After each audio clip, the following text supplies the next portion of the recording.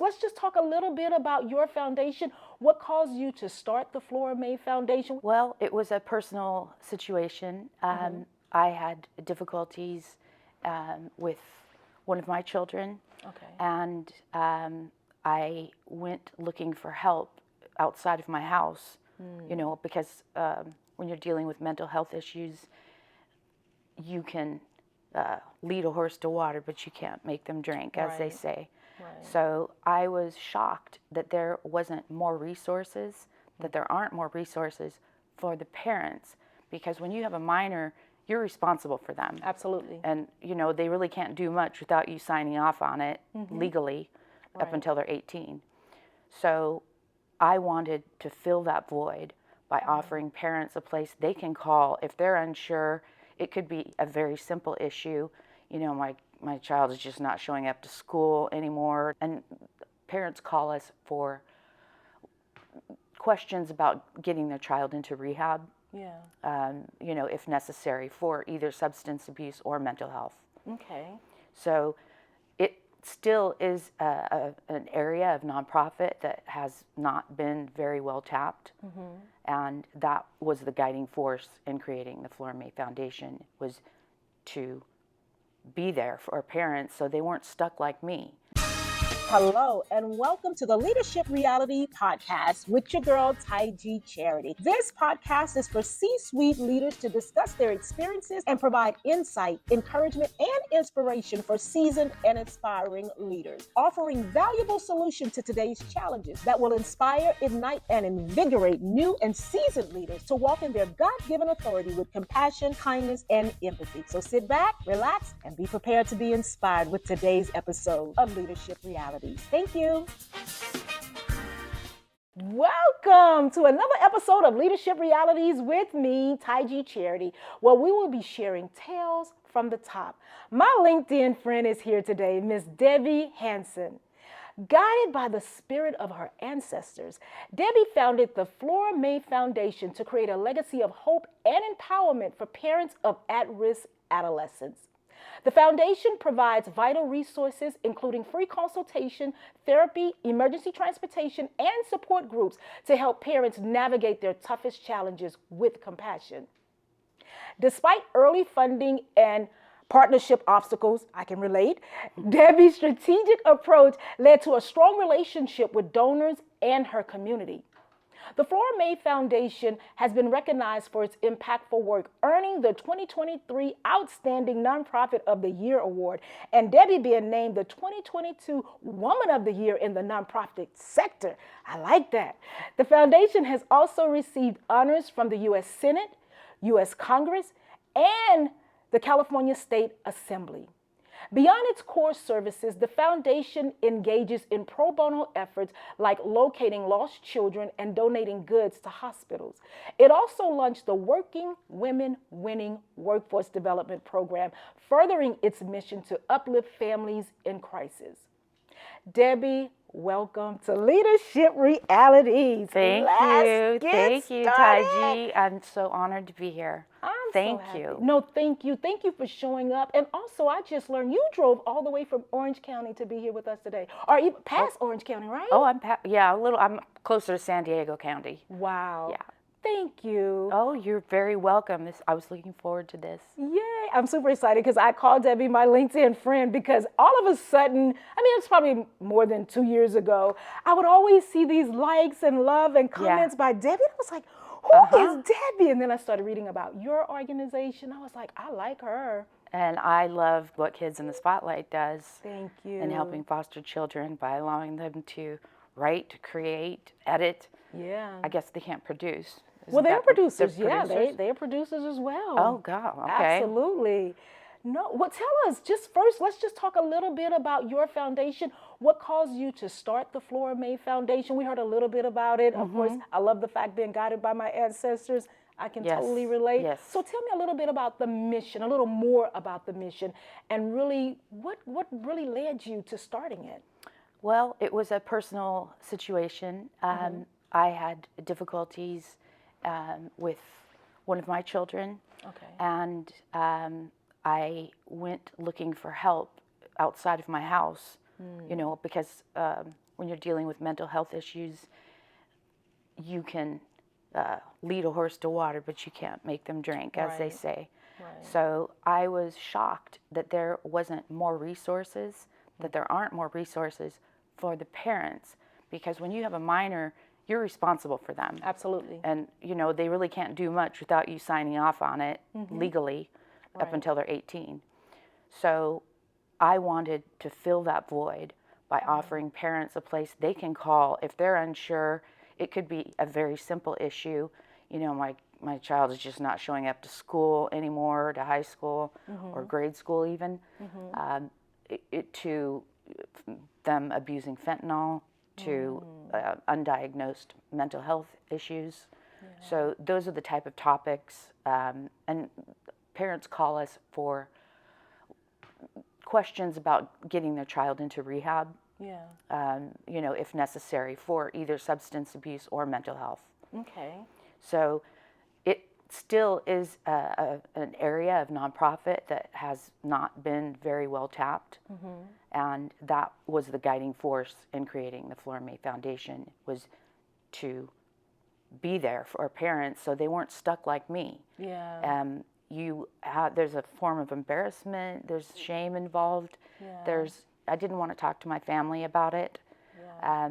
I didn't want to violate my child's privacy. Right. So, it's a slippery slope. Well, I really appreciate people like you. When you see a need, you step in and fill the gap. And it is hard. I'm sure it's not always easy, but you've created this amazing foundation. You're supporting families, and now you are the 2023 Woman of the Nonprofit World. Congratulations again on you. that. That is Thank an you. amazing honor for Thank you so as much. well as your nonprofit organization. So, but I want to ask you though, when did you first realize your leadership qualities, or that you are a leader? When I was in 4th grade, Okay, I love these elementary school leaders we get to meet.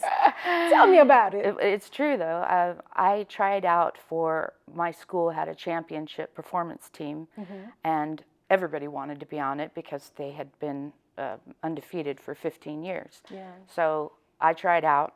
I did not make the 40-member team, which was pretty sad because I came from a small school in Downey. That's where I grew up. Okay.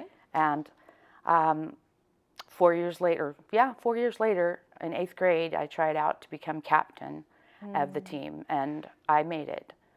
I worked every day for 4 hours, come rain or shine, in those 4 years to make sure I had everything I was supposed to learn perfected. Yes. So it taught me endurance, determination. I was Yeah. never so determined in my life. And then it was an opportunity to learn how to lead, Yeah. because I was never a leader of a group of people. I wasn't even the leader of a study group, for heaven's sake. So I was happy that people thought I could handle that role. Yeah. And sometimes you have to put faith in people that may not be where you think they are, Right. to give them, a lot of people flourish Yeah. in those situations where you give them a leadership position. Right. And I feel there was a little bit of that along with the judges' scores. Absolutely. I mean, I love that. I talk about that with, just some of our youth. Sometimes just give them an opportunity to shine. Yeah. And they will do it every time. But They sometimes step you up. have to present that opportunity. And in your case, it sounds like you experienced rejection first.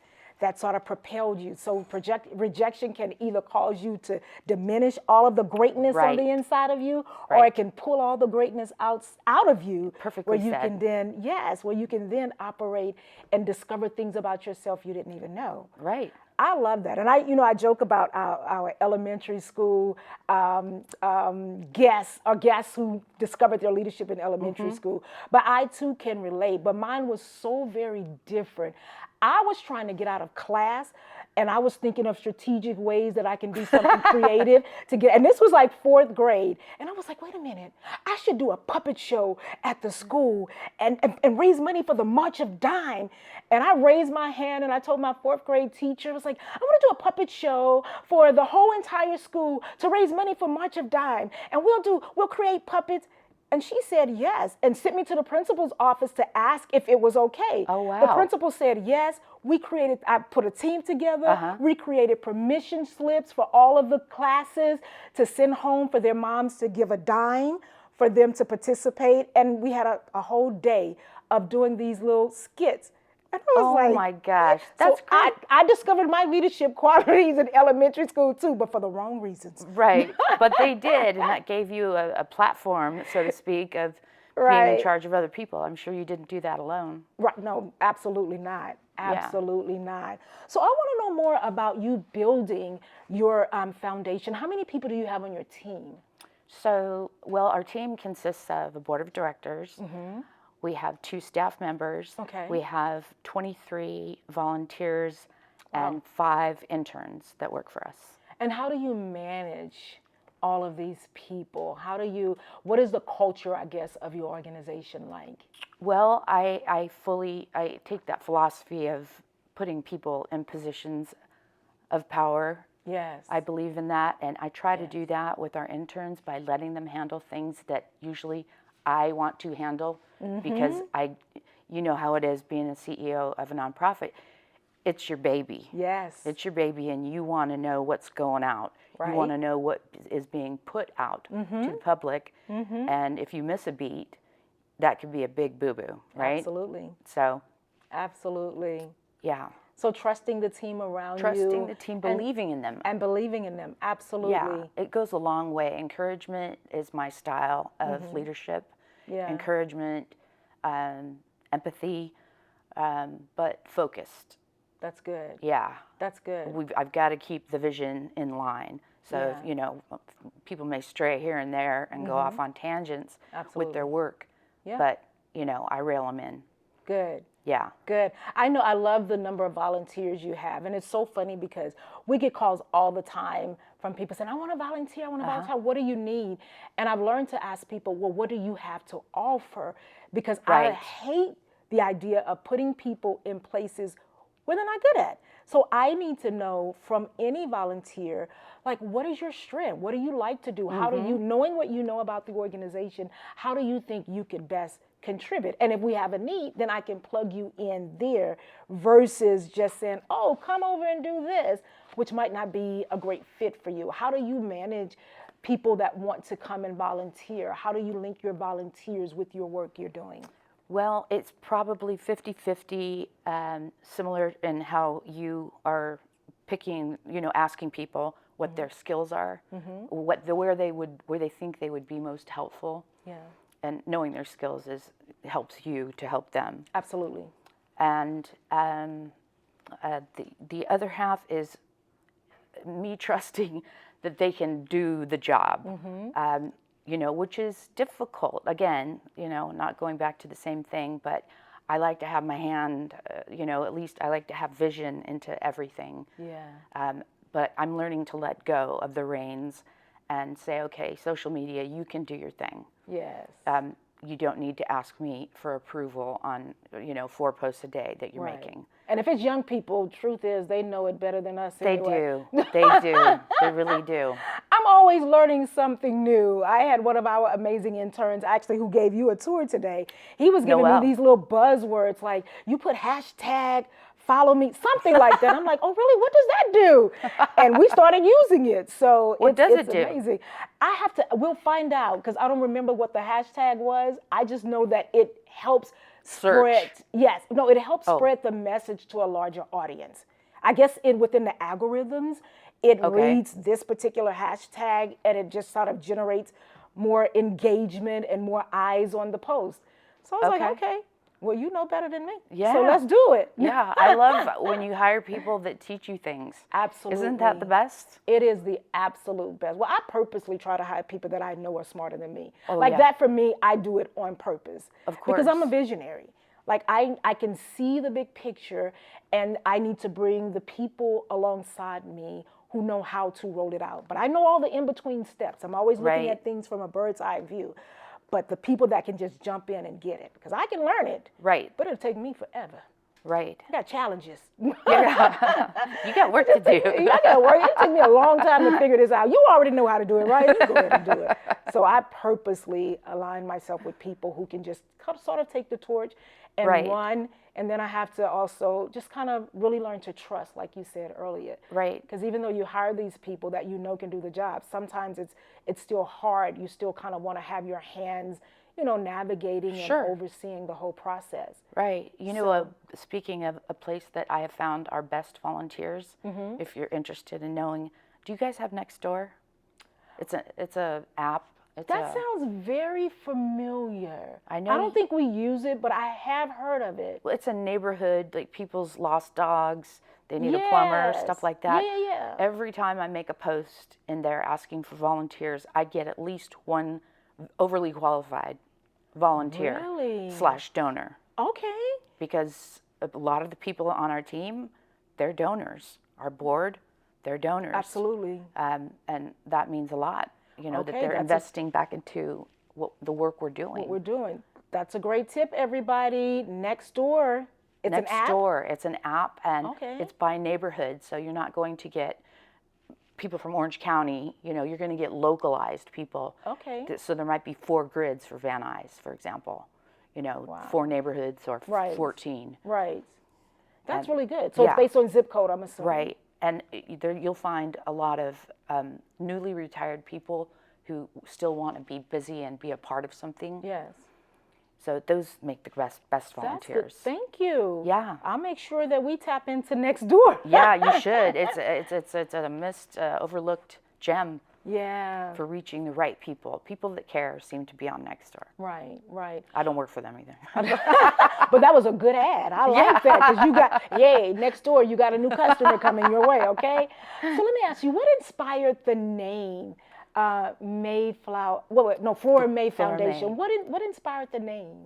Well, I didn't even have to think twice about it. Flora May Hansen is my mother, was my mother. She passed away 1 year ago on Monday. Sorry to hear that. That's okay. She was 96 when she died, so she had a full life. Oh, yes. Yes, and raised 9 children. I'm number 8. Really? Yes. Oh, Yes. you learned leadership skills at home. Oh, yes, I had to. fend. With 5 brothers, my sisters were pretty much out of the house when I grew up. So I grew up with 5 brothers. Are you serious? Yeah, so I did learn to fend for myself. Wow. I don't know about how the leadership skills fit in. Well, when you're fending for yourself, you got to think outside the box. You got to think creatively. So, what was an average day in your home, though? What was that like? It was crazy. People over all the time. Everybody has friends. We had a dining table that had 15 chairs on it, a very long dining room table. And we sat down to dinner every single night. My mom would make. I love that. She would rotate. We'd have something Monday, something Tuesday. We'd know ahead of time what it would be like. But, and my family, they're my biggest cheerleaders. That's the best. It's to have built-in support. Absolutely. It's nice. And we're still very close. We vacation every year. We go to Yosemite and camp. Nice. Yeah. It's great to have a solid foundation and a solid, support system. But what greater honor than to name your organization after your her. mother. Well, she was a hospital volunteer for most of her life. Oh, wow. And her mother was also a hospital volunteer almost till the day she died in her 80s. And she was lauded. I have LA Times newspaper clippings about her and her determination to give back. She lived a very modest life. Amazing. She wasn't rich, and whenever she got money for being in a magazine that profiled her for her volunteer work. I think her average was 14,000 hours a year. Are you serious? Yeah, and she took the bus from Norwalk to El Segundo every time she volunteered. Amazing. And one of those times she got hit by a car that came. She was sitting at the bus stop. They're right next to the highway. She got hit. They had her last rites read. They ended up putting a rod in her back. But she continued. She was back on the beat within no time. Wow. And she lived to be 94, 96? Well, that was my mom. My Nana was She was younger when she died. She might have been Okay. about 80. Okay. Yeah, but so they both had that very stringent, or not stringent, that's the wrong word, desire and obligation Yeah. to give back. Love that. You know, there's a story my daughter, she wrote that is on our website. It's kind of cute. My mom would pick my daughters up. I had twin daughters. She'd pick them up on Wednesdays when they were young, after school, and take them out driving around to the 99-cent store, to McDonald's, and taking them to religious education. And when they'd be driving around, you'll see people on the side of the freeway with signs saying, you know, need money or something to that effect. And my mom never knew, do they really need the money, or do they want, are they hungry? Right. And so with that in mind, she would assemble palletfuls of bags that she'd keep in the back of her car with a roll of nickels, peanut butter cookies, crackers, a toothbrush, toothpaste, bottled water, and she would give them those bags. Wow. Because she'd know, okay, they're going to use a roll of quarters. If they have laundry, they can go do laundry.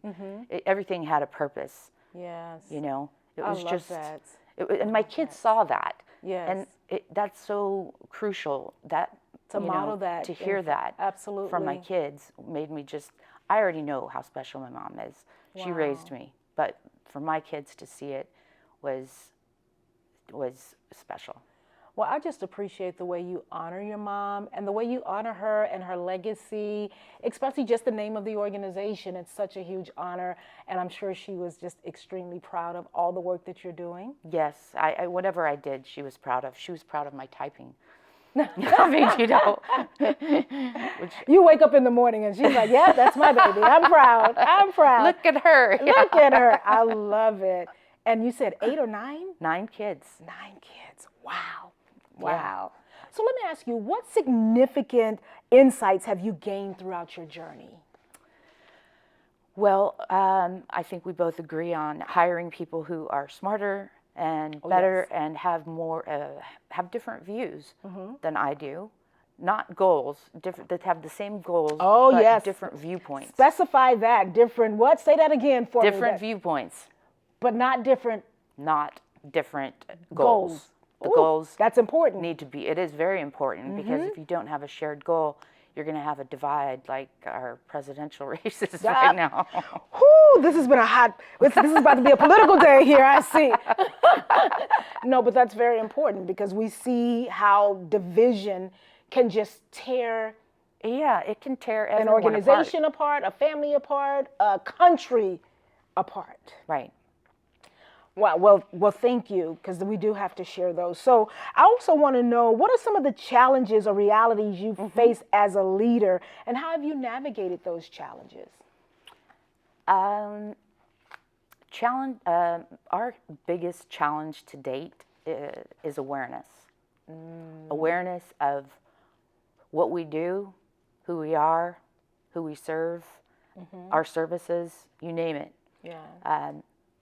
So to overcome that, I became involved with 2 foundations in Orange County that are made up of CEOs of nonprofits and other types of businesses that are interested in the nonprofit industry, which I'd say it's 50-50. Okay. And I do a 10-minute presentation, or each, you could do one. You know, if I nominate you, you could do it. Okay. And the audience, they go to work on, after I tell them our hurdle, which is awareness, they came back with suggestions that blew me away. Really? Absolutely, it was so well worth it. It's a breakfast series, leadership summit. Love that. So we took those suggestions, and we're still implementing them. You know, it's hard to hit every school in, you know, the district. Right. And knowing who to go to first, who to approach first. Do you go to the district or do you go to the school? Right. So I'm just beginning that process, because we're our parents. That's our target audience. Yeah.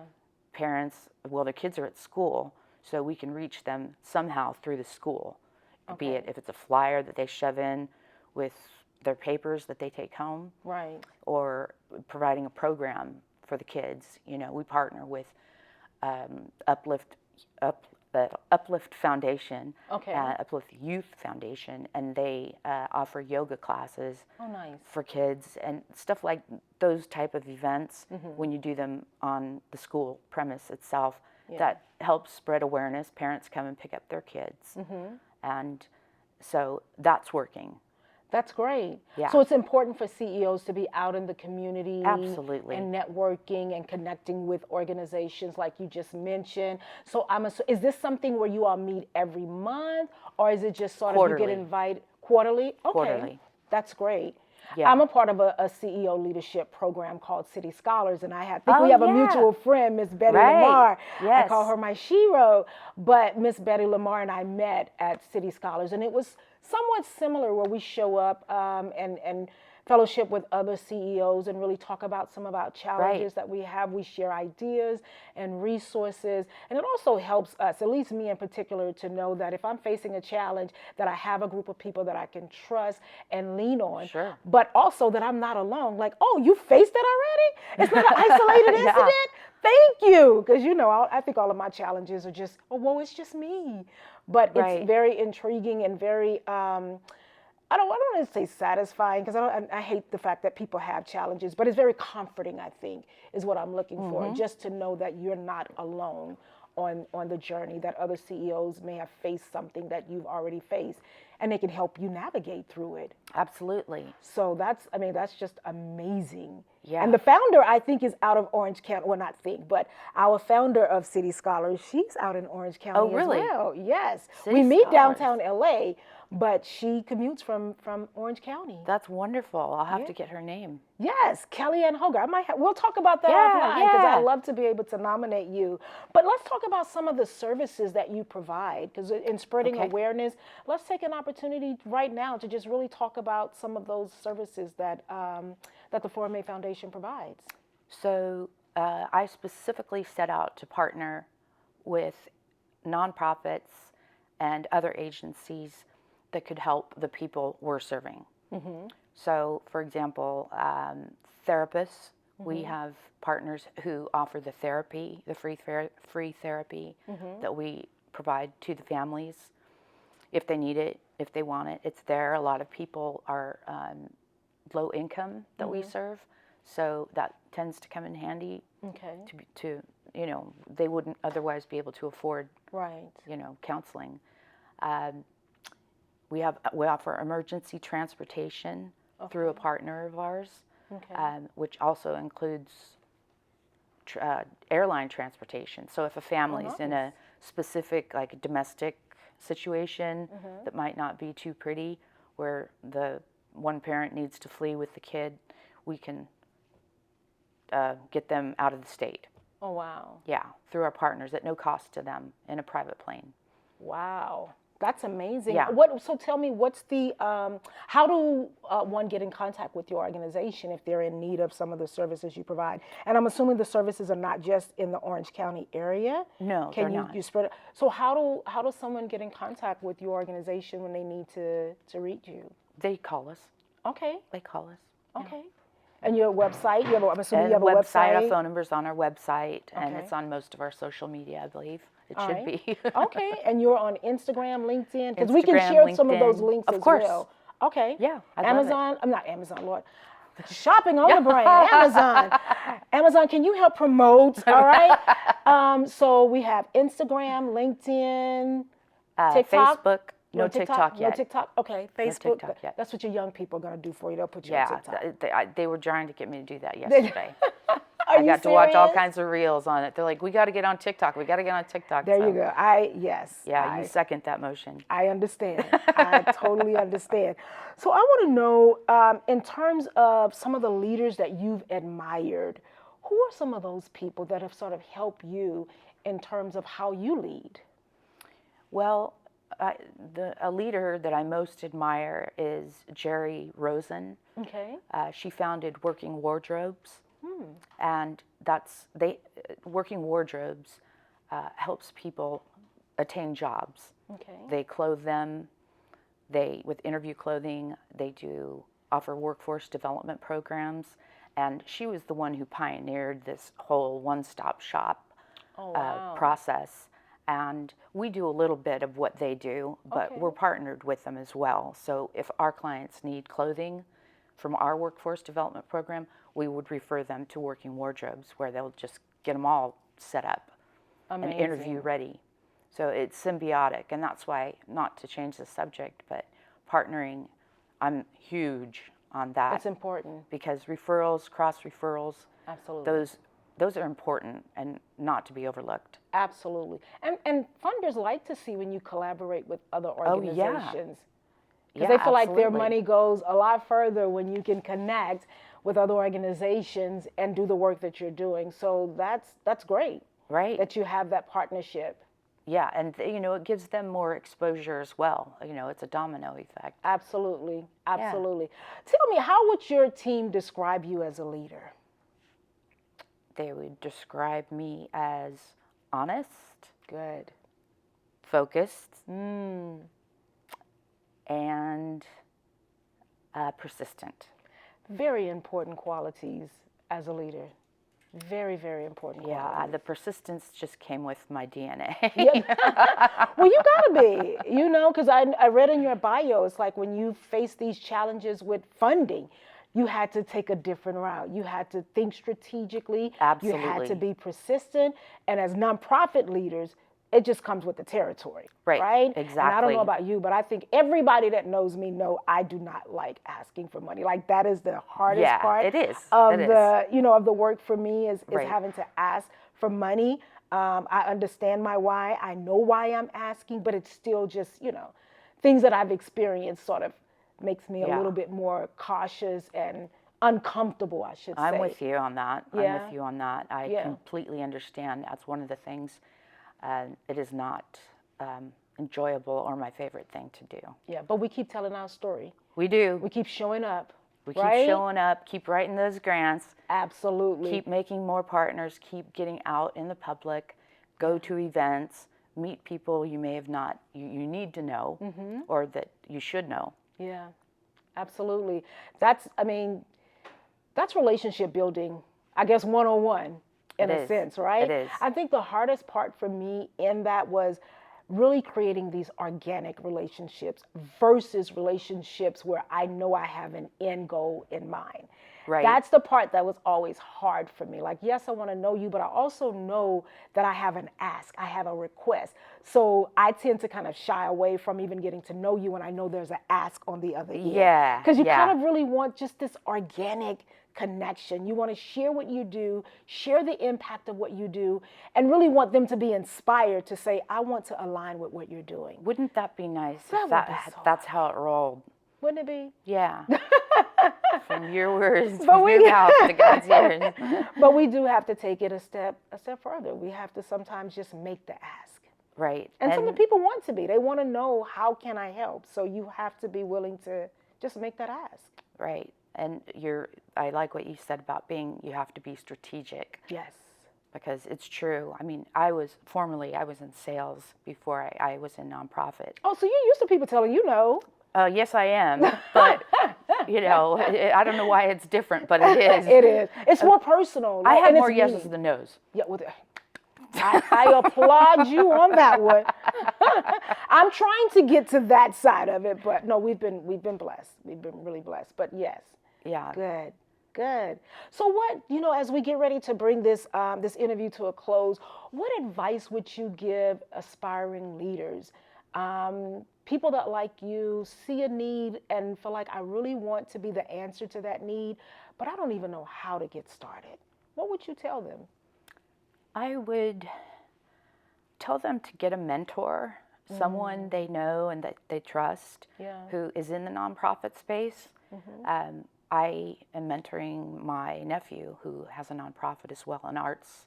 Oh, great. Yeah, Arts for All. So he started his about a year and a half ago. Okay. And there are a lot of things he doesn't know that he asks that I've been able to help him out with, in a quick manner. Yeah. and also the importance of getting out in the community. You don't know what the community needs if you're not in it. Got to show up. You got to Showing up show is up. half the battle. It is. My former pastor used to say that all the time. God rest his soul. But he would always say, showing up is half the battle. It is. It's so true. So true. Yeah. So yeah, showing up, and of course, my favorite, partnering. You've got to make partnerships with other nonprofits. It's going to serve you well. What is the worst thing that could happen? Can you think of one? Oh gosh. I mean, there definitely mostly benefits to really partnering. I know for us as a young organization, I remember meeting with a much larger organization that was very interested in the work we do, and I went in 3 times sharing and providing all the details and the intricate details of what we do, only to find later that they were really taking the model to sort of create their own.